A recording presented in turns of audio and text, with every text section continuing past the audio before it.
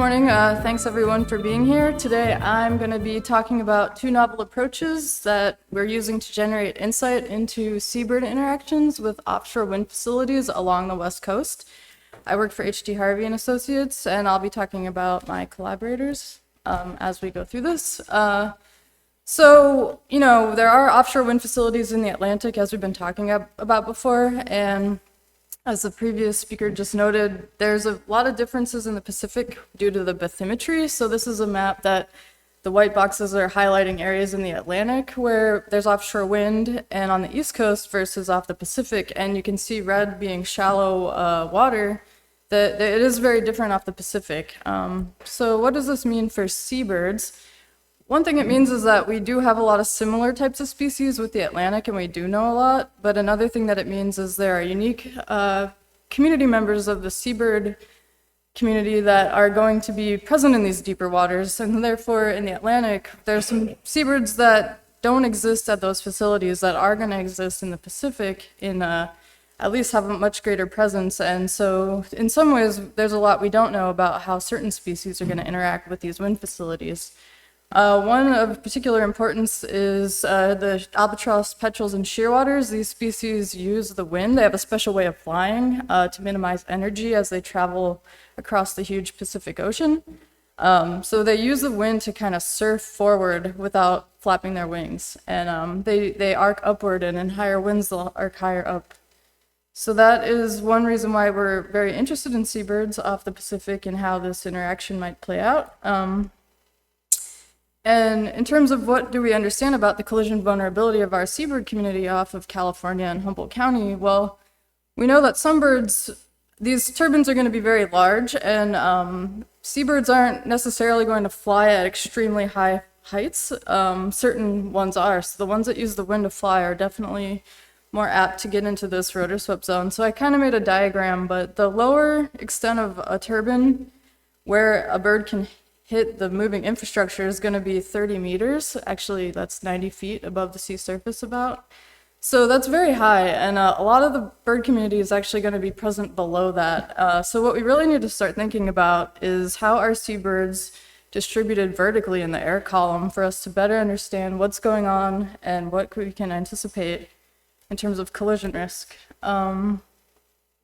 So today I'm here to talk to you about two stories, two ongoing research projects that are about seabirds off California and really getting at what's going on vertically. And I have the first project I'm going to highlight. Our collaborators are Schatz Energy Research Center and the California Energy Commission, and then the second one's Pacific Northwest National Lab and Department of Energy. And we're working on getting all this information out in various ways, publications. We're going to be giving another seminar, and reports are coming out in the next month. So both of these studies take place off of California. This map so 3D Seabird's the one project that I'll talk about first, and it encompasses this whole area off of California. It includes all the areas that could be potentially developed with offshore floating wind. So the green line shows all the water that's shallower than 1,300 meters, and that's the water for which state-of-the-art technology could physically be present and capable of supporting a turbine offshore. And our study area is a black line, so we incorporated all those areas. And then the second project I'm going to talk to you about, Thermal Tracker 3D, was actually happened in the Humboldt Wind Energy area. So to start, we're just going to look at 3D Seabird, and I want to talk first about collision vulnerability. So before I do that, I have three main takeaways. So we do know a lot about what's going on out there, and especially in two dimensions, so space and time. We also understand how things change through time and across years. But this vertical thing is a very big knowledge gap that we have, and we're making progress to increase our ability to see seabirds in space and time at the scales we need to for wind energy. So, so when we go out to sea, we see seabirds, and in the past we've kind of thought about them as one community.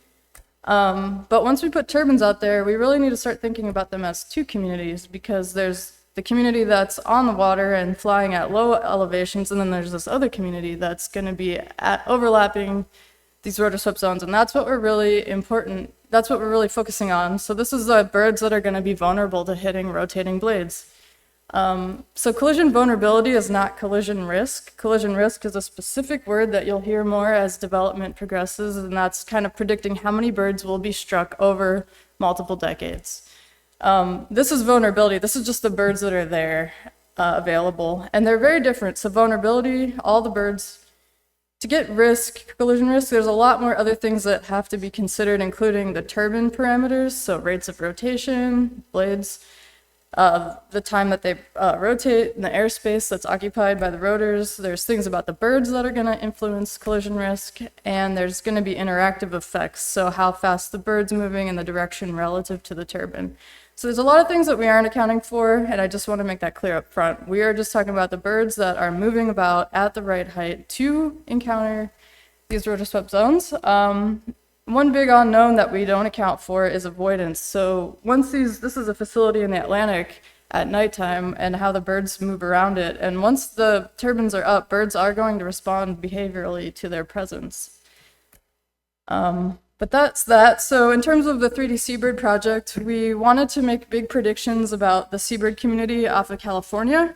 And for seabirds, we, instead of looking at things in our usual winter, spring, summer, fall, we broke things into seasons that are specific to seabirds. I'm not going to get too much into it. We have a report coming out, but basically what you should know is there's seasons that are important to seabirds. They're just a little bit different than what's important to humans. And then in terms of these birds that are dynamic soaring, they're often coming in and upwelling and oceanic. So they're actually going to be breeding in our wintertime. They're in Hawaii and New Zealand.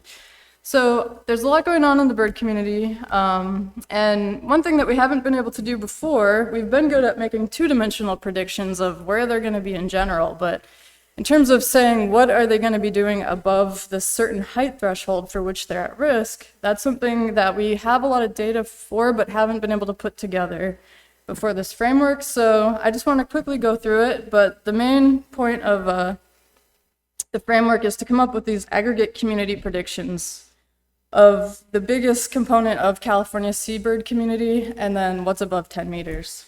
So 10 meters being a conservative estimate of the risk zone. One thing that we had to do that's different from all the studies before us is kind of relate flight heights to wind speeds. So like I showed you the diagram of the bird moving with the wind. Different types of birds are going to fly at different heights in different wind speeds. So that's the first thing we had to figure out. And then we also had to predict their densities in 2 dimensions. There's been a lot of study going on with this, and other folks have been working on this as well. So we made predictions for the 46 most abundant species off California. And then we have to take those 2D understanding and use what we know about flight height and wind speed to convert these into 3D. And that's kind of where I'm going to leave it, other than these feed into each other. They're independent components, but they feed into each other to get to this final answer. And a benefit of the framework is we can update the data, we can change the way we look at stuff, but it gives us a starting point to start to ask what is up above this 10-meter mark. So there's a lot of data that goes into this, a lot of inputs. I'm just going to breeze through this, but for component 1, the flight height relationships, we had 4 decades of surveys, and it was actually already been published. Much broader area. We tailored that analysis for California specifically. And then to make 2D predictions, we had, again, another huge amount of data that already exists for the last 35 years. This just shows the tracks and the coverage. The third panel is the most important. The black line shows our prediction area, and it shows that the darker colors show a lot more survey data. So we were making predictions in areas where we do already have a lot of data. And then we also needed windscape data, which NREL has provided a product that allowed us to understand the wind over the last 2 decades as well. Just so you know, in case, so this histogram on the bottom is from the Humboldt wind energy area. And this will be important later, but you can see the winds don't often get above 20 or especially reaching 30 meters per second, but a lot in the 10s and below. So that's important to keep in mind. And then Obviously, I'm breezing through the methods, but in terms of trying to account for this, when we did our calculations, we wanted to incorporate the whole windscape, so we considered what was happening across every wind speed. So for like this type of bird, there's what's going to happen at 30 meters per second is different than at 0, but we have incorporated this full understanding of the windscape into these predictions. So in terms of getting into the results, this is all the flight groups that we handled, and there's a lot out there. And this is how they relate to the winds. So wind speeds on the x-axis and probability of going above 10 meters on the y. So a flat line at 0 means a bird isn't going to go up above a certain height regardless of wind. Something like a large diving shearwater up there has a really strong relationship with the wind. So as it increases, the likelihood a bird's going to be above 10 meters is super high. Main takeaway, a diversity of seabirds and a diversity of responses. This is just a visual look at all the species that were included. You can see all the different body shapes. In terms of the community and what we've predicted, the first 6 columns are at all elevations, and then above 10 meters in the next 6. And these are all our flight groups, and you can see the biggest difference to take away from this is that the composition of the birds at 10 meters and above is different than below. So if we're looking at just the whole community, we're not seeing the picture of what's going on at this risk height. You can see the community itself is very much composed of alcids, shearwaters, and gulls. As you go up above 10 meters, it shifts around, a lot more proportionally dominated by gulls and shearwaters. And yeah, so in terms of our predictions, this is the first panel is all the birds in the area, and then the second panel is only birds above 10 meters. And this is a density estimate of what's out there at any given moment. The patterns to take away are birds are most numerous coastally to the south, below 10 meters, and in Monterey Bay. It's a very special region to birds. That's kind of like a breeze of the community level results. There are a lot of species results in the report I don't have time to get into today, but what we did is part of this larger project where we're trying to identify sites that maximize energy generation and minimize seabird impacts. So to get moving on to the second part of our story, this is the thermal tracker. It's a device that was deployed out in the wind energy area. And it sat out there for a year. It's remote, it collects data in real time, it's rugged, it works around the clock. And how it works is it has 2 thermal sensing cameras and 1 color camera.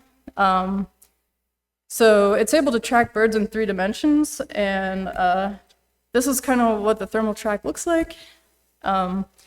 And it's something that we've never accomplished before. This thing was able to sit out there all day and all night, collect data through the evening and even in inclement weather.